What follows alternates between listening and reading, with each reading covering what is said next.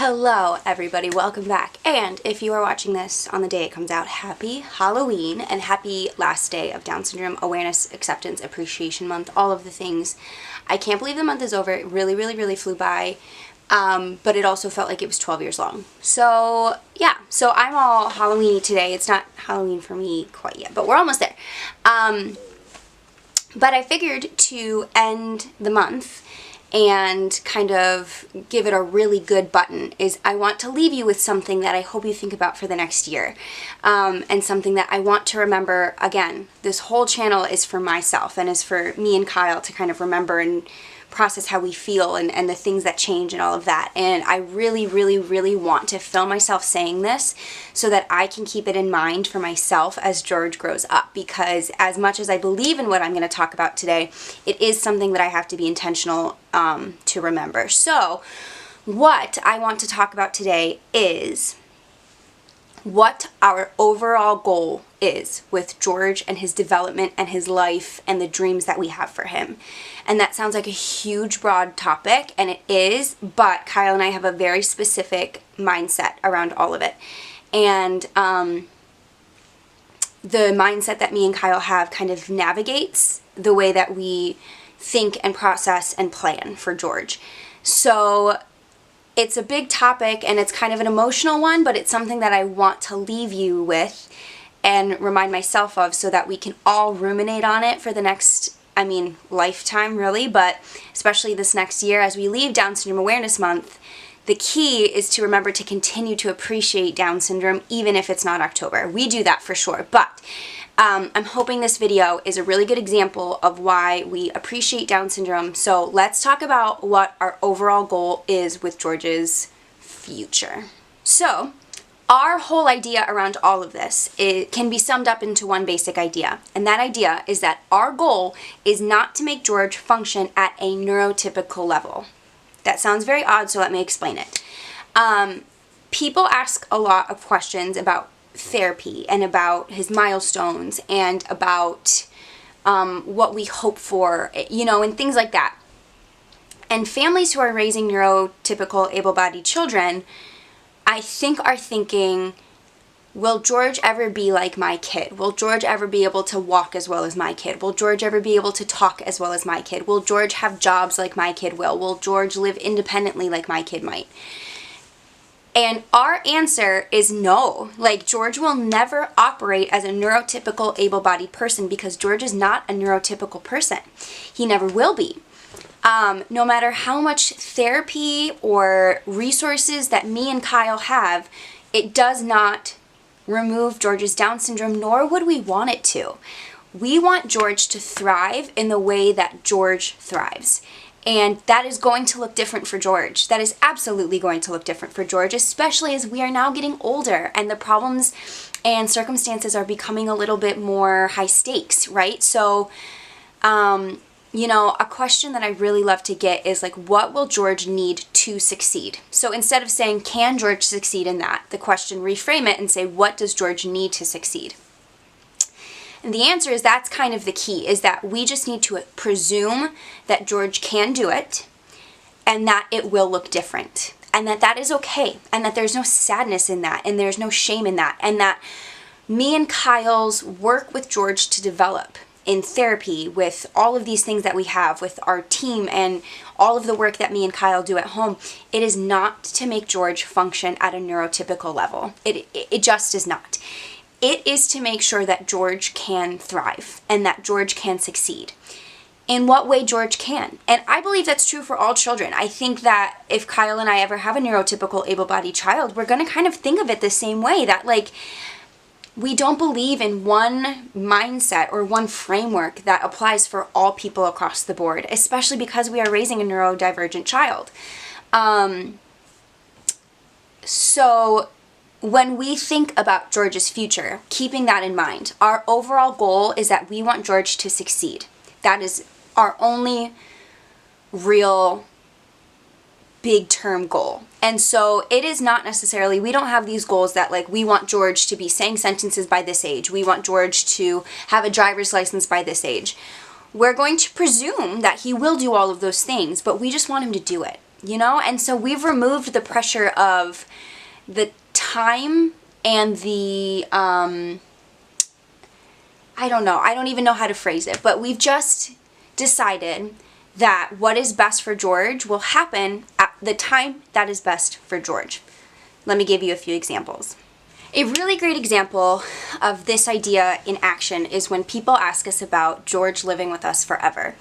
We get asked that a lot if we're worried that George is going to live with us forever. And I think I've answered it on here. My answer is I'm not worried about it. Either he will or he won't. If I had my way, he'd live with us forever because he's my baby and he's always going to be my baby. But I want him to thrive. And so I want him to succeed. And if success for George looks like staying with us, that is success. That's fine. That's great. That's success. If success for George looks like living independently, that's great. That's also success. And it's not more success than the other, right?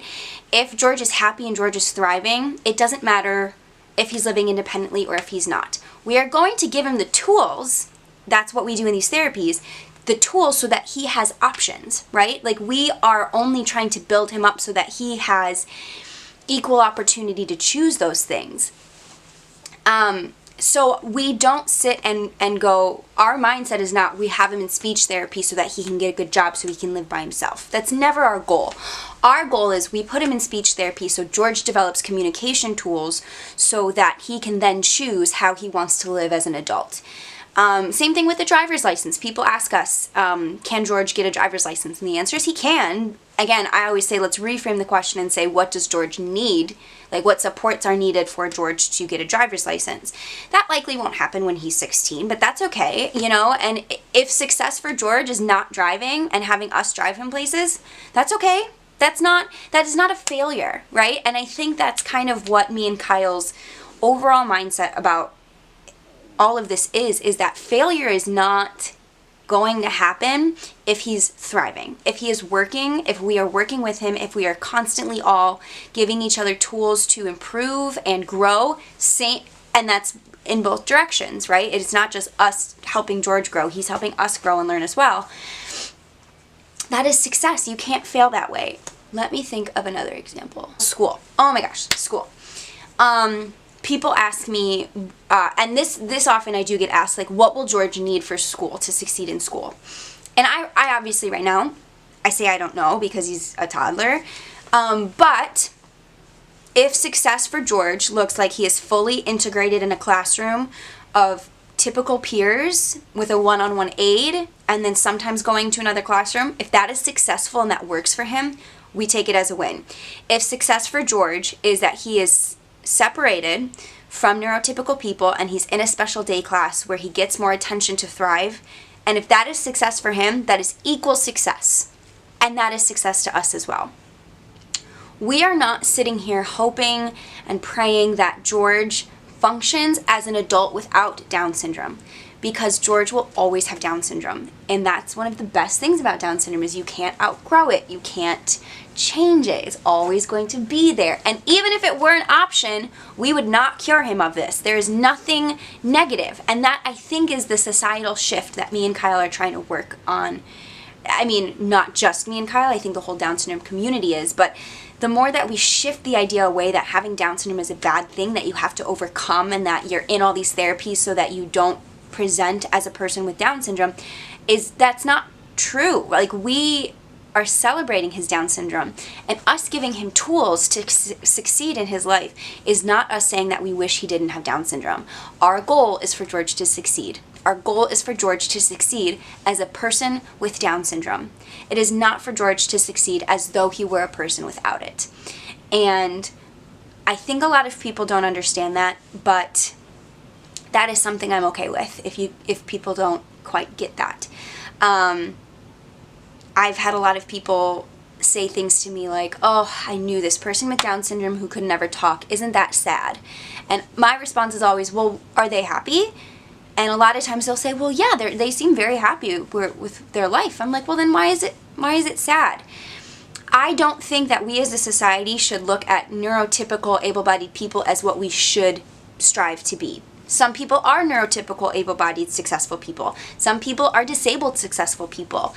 And I think the more that people outside of our community adopt that mindset, the more that George will have doors open for him as he grows. So the more people believe that George can be successful as an adult with Down syndrome, the more job opportunities there will be, and the more education resources there will be, and the more opportunities for independent living should he choose that. So that's, I think, the point of why I'm making this video, is that I'm hoping that other people understand that George will succeed in the way that he's going to succeed, and it's going to look different than another person, but there's no shame in that. There's nothing negative about that. And I also, like I said earlier, I want to make sure that I'm remembering this, because, and I've said it before, every parent is capable of falling into that comparison game hole. And Kyle and I rarely do, I will say. We work really hard not to, but it's going to be there, you know. So if George is 20 years old and he's not driving, but he's really happy, I'm gonna take it as a success. George is worthy of being happy. George is worthy of being successful. He's worthy of the hours that we take him to therapy to give him tools to thrive. He is worthy of all of that. Every person with Down syndrome is worthy. And that is what I want to leave you with at the end of this Down Syndrome Awareness Month, is just a reminder that people with Down syndrome are perfect the way that they are. And I can't speak for every parent who has a kiddo with Down syndrome, but I can speak for me and Kyle that our kid is perfect, and we would change nothing about him, and we will never want to change that he has Down syndrome, and we are never going to work to make it so that he seems as though he has less Down syndrome. So that wraps up October 2020. That wraps up Down Syndrome Awareness Month in 2020. That's wild to me. I can't believe that's happened already. But I hope that you know that we will continue to appreciate and accept and spread awareness about Down syndrome all of the days of the year. You know, but hopefully this month has given you, if you are not in the Down syndrome community, something to think about as things move forward. As always, appreciate Down syndrome for exactly as it is. And I, you know, with Halloween coming, I'm gonna try to keep making videos. So I will be back soon, I promise, and it will be really fun. I'm going to do a bunch of Halloween stuff with George this weekend, because this weekend is Halloween, so stay tuned for all that. Thank you so much for watching. Thank you for appreciating Down syndrome with me this month, and I will see you next time.